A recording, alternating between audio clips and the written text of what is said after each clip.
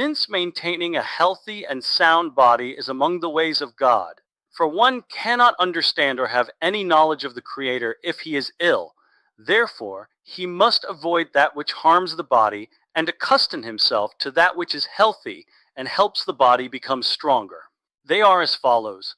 A person should never eat unless he's hungry, nor drink unless thirsty. He should never put off relieving himself, even for an instant. Rather, whenever he feels the need to urinate or move his bowels, he should do so immediately. One should not eat until his stomach is full.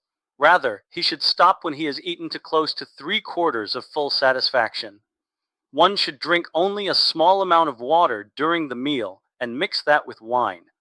When the food begins to be digested in his intestines, he may drink what is necessary. However, he should not drink much water, even when the food has been digested. One should not eat until he has checked himself thoroughly that he does not need to relieve himself. He should not eat until he has taken a stroll, which is sufficient to raise his body temperature. Alternatively, he should work or exert himself in some other way. The rule is that he should engage his body and exert himself in a sweat-producing task each morning. Afterwards, he should rest slightly until he regains composure, and then he should eat. If he were to bathe in hot water after exerting himself, it would be beneficial. Afterwards, he should wait a short while and eat. One should always eat while seated or reclining on his left side. He should not walk about, ride, exert himself, subject his body to startling influence, nor take a stroll until the food has been digested in his intestines. Anyone who takes a stroll or exerts himself after eating brings serious and harmful illnesses upon himself. 4. Together, day and night make up a period of 24 hours. It is sufficient for a man to sleep a third of this period, i.e., 8 hours. These should be towards the end of the night, so that there be 8 hours from the beginning of his sleep until sunrise. Thus, he should rise from his bed before sunrise. 5. One should not sleep face down or on his back, but on his side, on his left side at the beginning of the night, and on the right side at the end of the night. He should not retire shortly after eating, but should wait some 3 or 4 hours. One should not sleep during the day. 6. Laxative foods such as grapes, figs, mulberries, pears, melons, certain types of cucumbers, and certain types of zucchini should be eaten first, before the meal. One should not eat them together with his main meal. Rather, he should wait until they have descended from the upper stomach, and then eat his meal. Foods which are constipating, such as pomegranates, quinces, apples, and crustumanian pears, should be eaten immediately after the meal, and not in quantity.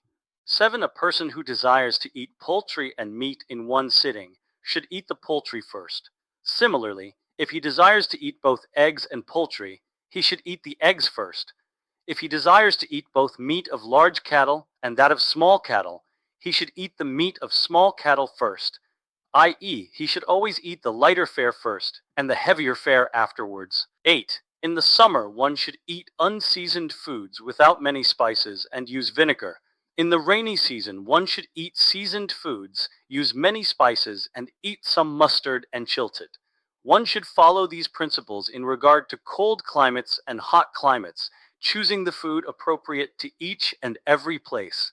There are foods which are extremely harmful, and it is proper that one should never eat them. For example, large fish that are aged and salted, cheese which is aged and salted, truffles and mushrooms, meat which is aged and salted, wine from the press, cooked food which has been left over until it produces an odor, and any food with a bad smell or a very bitter taste. These are like poison to the body. There are other foods which are harmful, but their harmful effects do not compare to those first mentioned. Therefore, a person ought to eat them only sparingly and after intervals of many days. He should not eat them regularly as his main fare or constantly as a side dish with his food. They are large fish, cheese, and milk, which has been left over for more than 24 hours after the milking. The meat of large oxen or he-goats, horse beans, lentils, chickpeas, barley bread, matzah, cabbage, leeks, onions, garlic, mustard, and radishes. All of these are harmful foods. It is fitting that one should eat them very sparingly, and only in the rainy season, abstaining entirely in the summer. Of these, horse beans and lentils alone should not be eaten either in the summer or winter. Squash may be eaten in the summer season. 10. There are foods which are harmful, but less so than these. They are waterfowl, young pigeons, dates, bread roasted in oil or kneaded in oil, flour which has been sifted so well that no bran is left, fish brine, and pickled fish oil. They ought not to be eaten in quantity. A man who is wise overcomes his desires, is not drawn by his appetites, and eats nothing of the aforementioned unless he needs them for a medical reason, is indeed heroic. One should always avoid fruits. He should not eat of them in quantity, even when dried, and it goes without saying when they are fresh.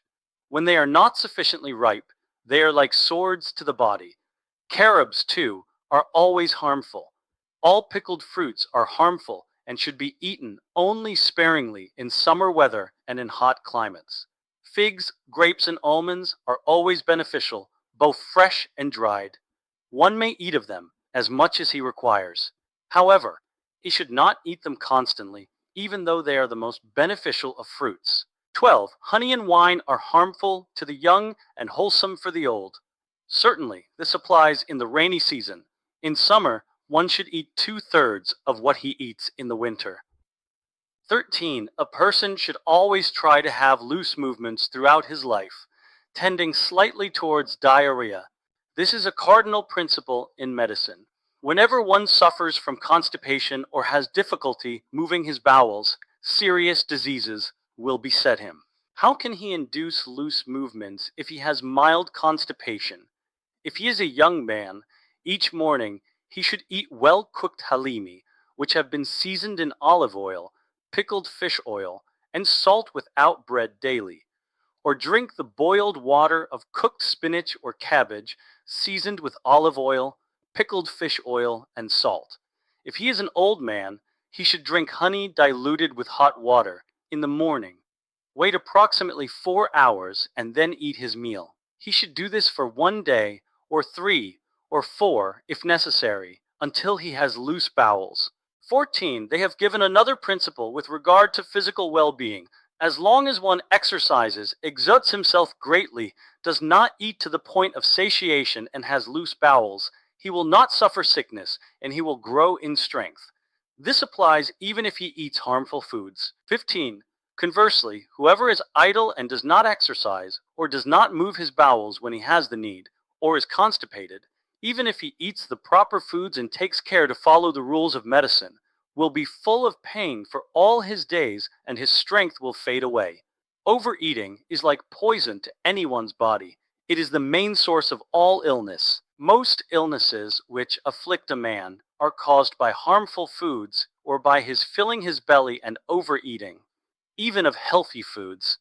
This was implied by Solomon in his wisdom.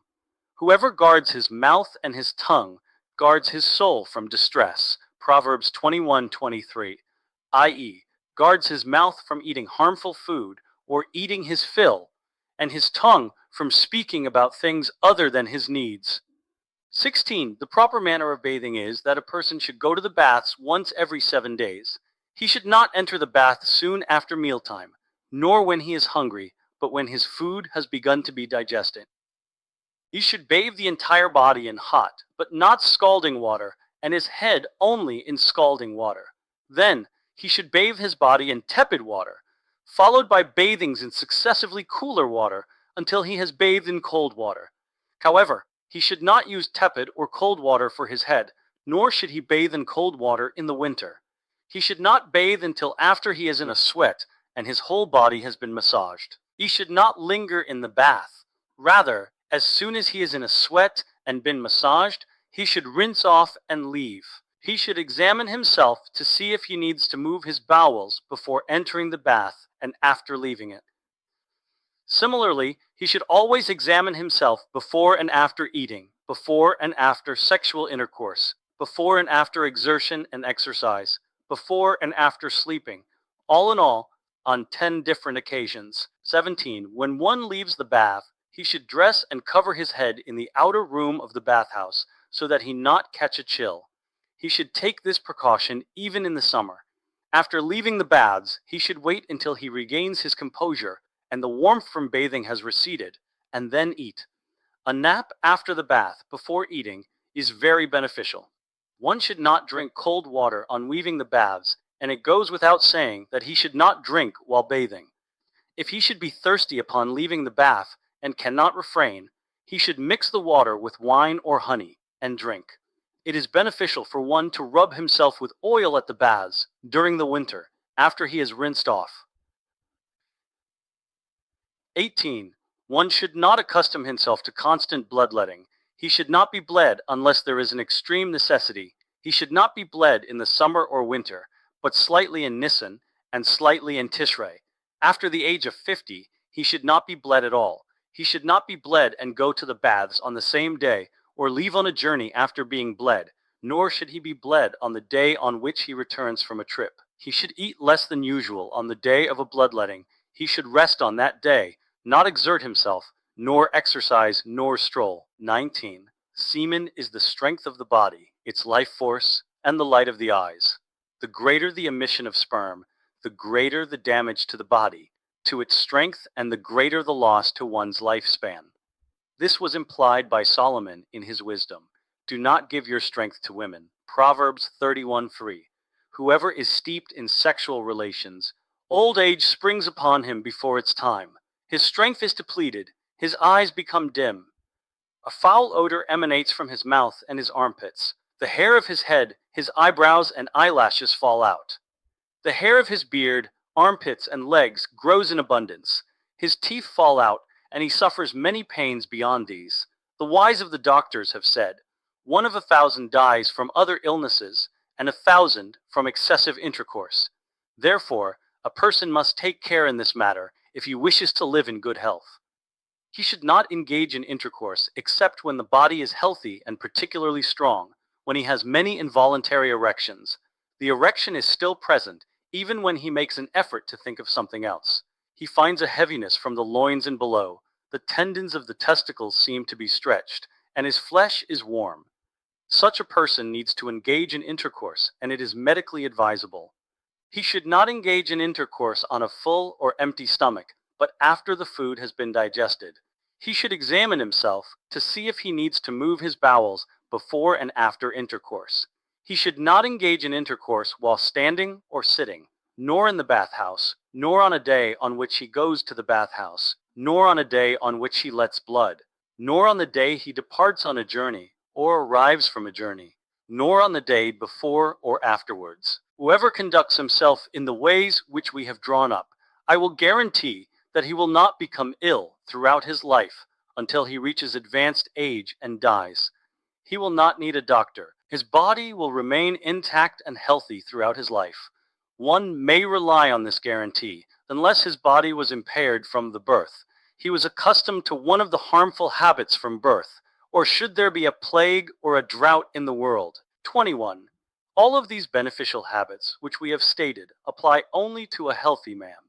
In contrast, a sick person, or one who has a single organ which is not healthy, or one who has followed a harmful way of life for many years, each of these must choose different patterns of behavior in accordance with his particular illness, as it is explained in the medical literature. Any change from the conduct which one normally follows is the beginning of sickness. Where there is no doctor available, neither the healthy nor the sick man should budge from all the directions given in this chapter, for each of them ultimately brings to a beneficial result. 23. A Torah sage is not permitted to live in a community which does not have the following: a doctor, a bloodletter, a bathhouse, a latrine, an available source of water, such as a river or a spring, a synagogue, a teacher of children, a scribe, a charity supervisor, a rabbinical court empowered to impose corporal punishment and jail sentences,